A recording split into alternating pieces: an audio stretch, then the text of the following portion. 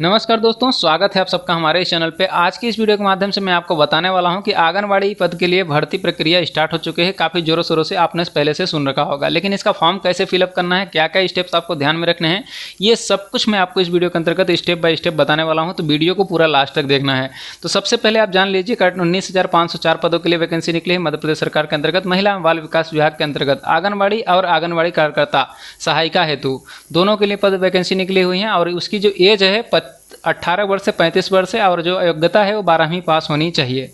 आवश्यक दस्तावेज के अंतर्गत 12वीं की अंकसूची, कम से कम समग्र आईडी, आधार कार्ड, मोबाइल नंबर, आधार कार्ड की आवश्यकता नहीं है दोस्तों, समग्र आईडी, मोबाइल नंबर, निवास प्रमाण पत्र, जाति प्रमाण पत्र और फोटो। और साथ ही साथ अगर आपके पास परिचय पत्र है यानी कि वोटर आईडी कार्ड है तो वो भी लगेगा।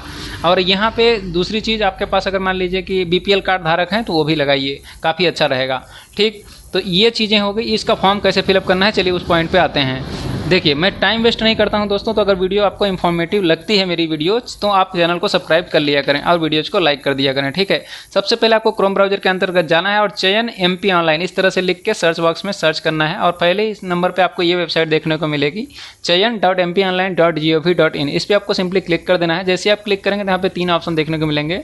थर्ड वाले पे अपने को क्लिक करना है, वुमेन्स एंड चाइल्ड डेवलपमेंट वाले ऑप्शन पे। इस पर क्लिक करेंगे तो यहाँ पे आंगनवाड़ी कार्यकर्ता एवं सहायिका पद के भर्ती प्रक्रिया वाला ऑप्शन देखने को मिलेगा। इस पर आपको सिंपली क्लिक कर देना है। जैसे आप क्लिक करेंगे तो बहुत सारे ऑप्शन देखने को मिलेंगे। पहला ही ऑप्शन होगा आंगनवाड़ी कार्यकर्ता एवं सहायिका पद हेतु ऑनलाइन आवेदन। दूसरा, रसीद की द्वितीय प्रति भुगतान न किए गए आवेदन हेतु भुगतान, आवेदन संख्या अगर आप भूल गए हैं तो खोजने के लिए। ठीक है, तो आपको फर्स्ट ऑप्शन वाला पे यहाँ पे अप्लाई वाले पे ऑप्शन पे क्लिक करना है।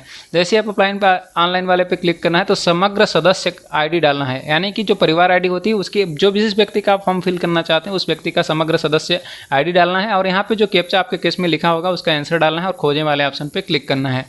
ठीक है, तो जैसे ही आप खोजे वाले ऑप्शन पे क्लिक करेंगे तो आपसे पहला चीज़ वैवाहिक स्थिति पूछा जाएगा। विवाहित हैं तो विवाहित सेलेक्ट करेंगे और यहाँ पे संभाग पद हेतु आवेदन का संभाग सेलेक्ट करेंगे। जिस भी संभाग के अंतर्गत आपका घर आता है वहाँ का संभाग सेलेक्ट करेंगे, जैसे रीवा संभाग हो गया। उसके बाद से यहाँ पे अपना जिला सेलेक्ट करना है। जिला सेलेक्ट करने के बाद से परियोजना यानी कि तहसील, यानी कि जो भी आपका सेक्टर होगा उसको सेलेक्ट करेंगे। तहसील के अंतर्गत कौन से तहसील के अंतर्गत आपका घर आता है।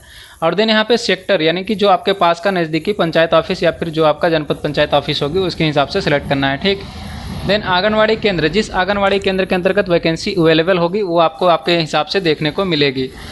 ठीक है, तो यहाँ पे हमने सेलेक्ट किया है सेक्टर खुटार। खुटार सेक्टर के अंतर्गत आंगनवाड़ी केंद्र रक्की शो कर रहा है। अलग अलग सेक्टर के अंतर्गत अलग अलग आंगनवाड़ी केंद्र शो करेगा जहाँ भी वैकेंसीज अवेलेबल होगी। ठीक है, तो मैं यहाँ पे सिलेक्ट कर रहा हूँ खुटार, आंगनवाड़ी केंद्र रक्की। और आवेदन करने हेतु पद, जो पद अवेलेबल होगा, जैसे आंगनवाड़ी सहायिका यहाँ पे शो कर रहा है तो अगर सहायिका का पद अवेलेबल है सहायिका दिखाएगा, अगर दूसरा पद अवेलेबल है तो वो भी दिखाएगा। और यहाँ पे आपसे पूछा जाएगा क्या आप मध्य प्रदेश के मूल निवासी के साथ आंगनवाड़ी केंद्र के ग्राम अथवा शहर के विज्ञापित वार्ड के निवासी हैं, यानी कि जिस आंगनवाड़ी क्षेत्र के अंतर्गत आप आवेदन कर रहे हैं क्या उसी आंगनवाड़ी क्षेत्र के अंतर्गत आपका घर है या नहीं है।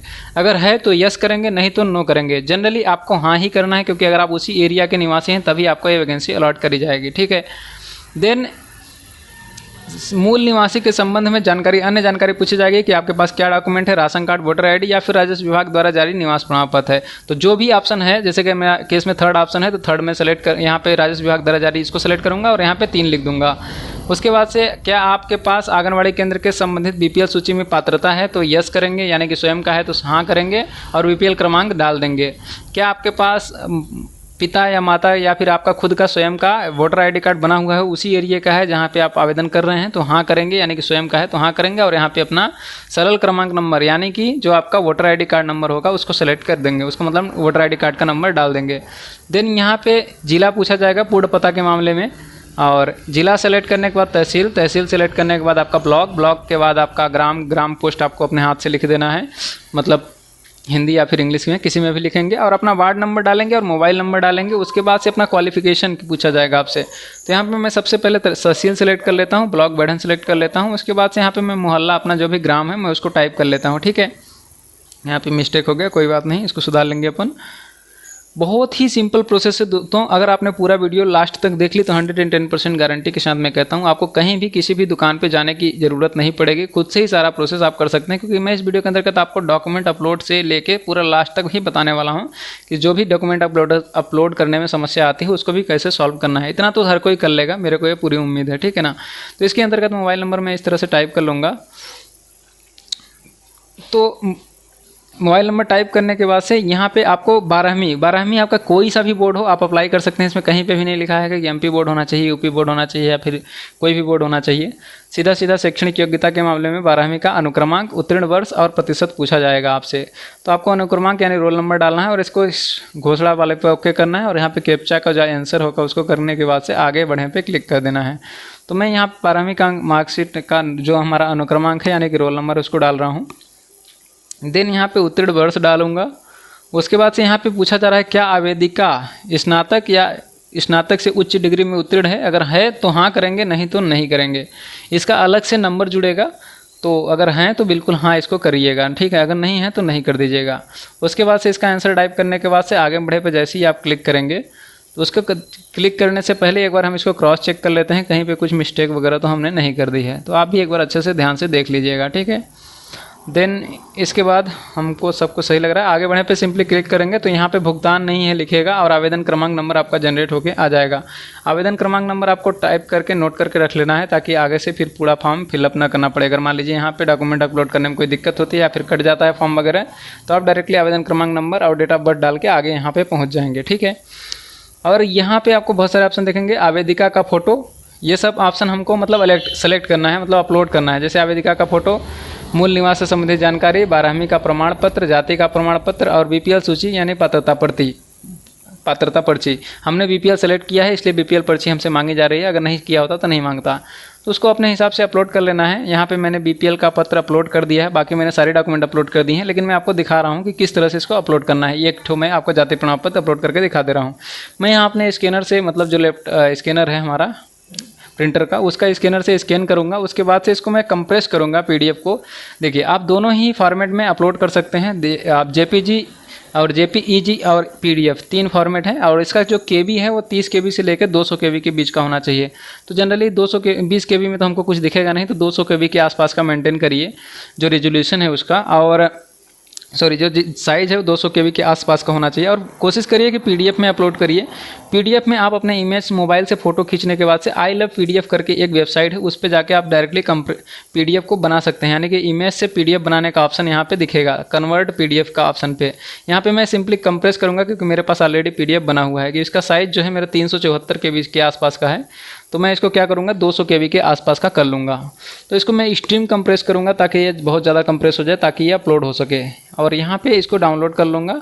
देख सकते हैं मेरी कंप्रेस्ड फाइल डाउनलोड हो चुकी है। उसको मैं क्या करूँगा अपने वेबसाइट पे जाऊँगा, मतलब जहाँ पे हम लोग काम कर रहे हैं, और वहाँ पे जाति प्रमाण पत्र मतलब चूज फाइल वाले ऑप्शन पे सेलेक्ट करूँगा और यहाँ पे हमारी फाइल जहाँ पे भी डाउनलोड सेक्शन में रहेगी उसको सिंपली इसको करके ओपन कर देना है। आप मोबाइल से भी सारा प्रोसेस कर सकते हैं, कहीं पे कोई दिक्कत नहीं आने वाली है, ठीक है ना। जाति प्रमाण पत्र अपलोड कर दिया गया है, इस तरह से लिख के आएगा। उसके बाद से आपको क्या करना है, भुगतान करें वाले ऑप्शन पे घोषणा वाला टिक करके भुगतान करें पे क्लिक कर देंगे। भुगतान करें पे जैसे ही आप क्लिक करेंगे तो यहाँ पे आपके पेमेंट गेटवे देखने को मिलेगा, यानी कि बहुत सारे ऑप्शन देखने को मिलेंगे किस माध्यम से आप पेमेंट करना चाहते हैं। यहाँ पे हम यूपीआई ऑप्शन सेलेक्ट करेंगे और यहाँ पे सेकंड ऑप्शन कोई भी ऑप्शन, दोनों ऑप्शन पेटीएम या फिर आप पे गवर्नमेंट इंडिया ये भी जो भी है ऑप्शन इसको सेलेक्ट करके कर सकते हैं।